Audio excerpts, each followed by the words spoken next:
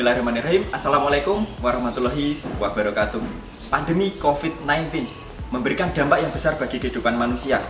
Berbagai kebijakan yang dikeluarkan pemerintah juga perlu mendapat dukungan dari setiap elemen masyarakat. Dunia pendidikan pun terkena dampak yang cukup besar. Keadaan ini mendesak Kemendikbud menerbitkan Surat Edaran Nomor 15 Tahun 2020 tentang pedoman penyelenggaraan belajar dari rumah dalam masa darurat penyebaran COVID-19. Dampak dari pembelajaran daring yang cukup mengkhawatirkan adalah terjadinya loss learning. Loss learning adalah kondisi hilangnya sebagian kecil atau sebagian besar pengetahuan dan keterampilan dalam perkembangan akademis. Maka dari itu, pandemi ini menuntut pendidik untuk terus berinovasi agar peserta didik tidak mengalami loss learning. Menurut Aji, dalam Jurnal Sosial dan Budaya Syar'i UIN Syarif Hidayatullah 2020, mestinya Indonesia merencanakan, mempersiapkan, dan mengatasi pemulihan COVID-19 untuk menekan kerugian dunia pendidikan di masa mendatang. Salah satu upaya pemerintah agar peserta didik tidak mengalami loss learning dengan PTM terbatas. Salah satu SD yang sudah melaksanakan adalah SDN Raci 02. Saya, Ika Budi Santoso, dalam praktik pengalaman baik akan menerapkan pembelajaran blended learning menggunakan model pembelajaran CTL untuk mencegah loss learning selama pandemi di SDN Raci 02. Setiap pembelajaran yang baik perlu perencanaan, di mana saya meminta saran dan konsultasi kepada guru-guru senior yang ada di SDN Raci 02. Pandemi juga merubah sistem pembelajaran.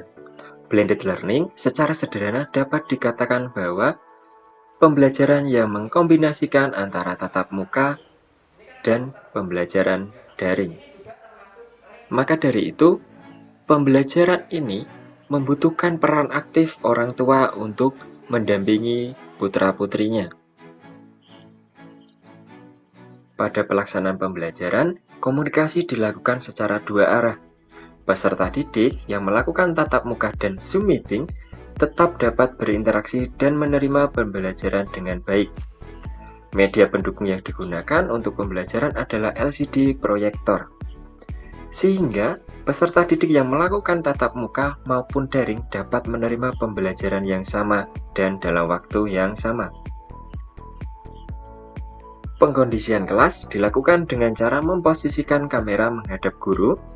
Dalam waktu yang bersamaan, guru menampilkan materi melalui share screen pada Zoom meeting yang juga dihubungkan pada LCD proyektor di dalam kelas.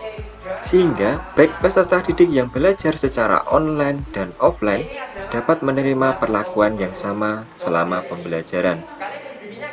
Selama pembelajaran berlangsung, guru mengaitkan antara materi yang diajarkannya dengan situasi dunia nyata peserta didik dan mendorong peserta didik membuat hubungan antara pengetahuan yang dimilikinya dengan penerapan dalam kehidupan sehari-hari. Hal ini bertujuan untuk melatih peserta didik agar dapat berpikir kritis dan terampil dalam memproses pengetahuan, agar dapat menemukan dan menciptakan sesuatu yang bermanfaat bagi dirinya sendiri dan orang lain. Untuk menghindari adanya kontak fisik, selama PTM terbatas, peserta didik diwajibkan membawa bekal dari rumah dan istirahat di dalam kelas. Evaluasi merupakan faktor penting yang menjadi salah satu tolok ukur keberhasilan proses pembelajaran. Evaluasi harian yang dilakukan berupa kuis melalui games quizzes. Game tersebut dapat dilakukan oleh peserta didik yang berada dalam kelas maupun peserta didik yang mengikuti pembelajaran melalui Zoom meeting. Selanjutnya, hasil dari evaluasi akan dibagikan melalui grup WhatsApp. Selain evaluasi harian, evaluasi dilakukan dalam bentuk penilaian harian melalui Google Form atau evaluasi secara langsung ketika melakukan tatap muka. Dengan begitu, guru bisa mendapatkan informasi mengenai pencapaian dan kekurangan yang perlu diperbaiki. Dalam PTM terbatas ini, guru mengajak peserta didik untuk membudayakan prokes dalam keseharian. Di samping itu, saya menggunakan pembelajaran blended learning untuk menghadirkan materi dalam kehidupan nyata peserta didik. Dalam hal ini akan mempermudah tingkat pemahaman siswa dalam menerima materi, meskipun melalui pembelajaran jarak jauh atau daring. Salah satu alasan saya kenapa memilih Quizizz, karena di dalam games Quizizz akan menumbuhkan jiwa kompetisi pada peserta didik. Selain itu, tindak lanjut juga dilakukan dengan memberikan tugas kepada peserta didik untuk mengupload tugas di media sosial, untuk memotivasi peserta didik agar mengerjakan dengan baik dan juga dapat memberi contoh guru yang lain bahwa kita bisa menggunakan media sosial sebagai media pembelajaran. Kemudian, tugas yang diupload biasanya berhubungan dengan produk atau karya yang dibuat oleh peserta didik. Tentunya, produk dan karya tersebut berhubungan dengan materi yang diajarkan. Setelah pembelajaran berlangsung, kelas dilakukan desinfektan untuk menghindari adanya penularan virus COVID-19 esok harinya.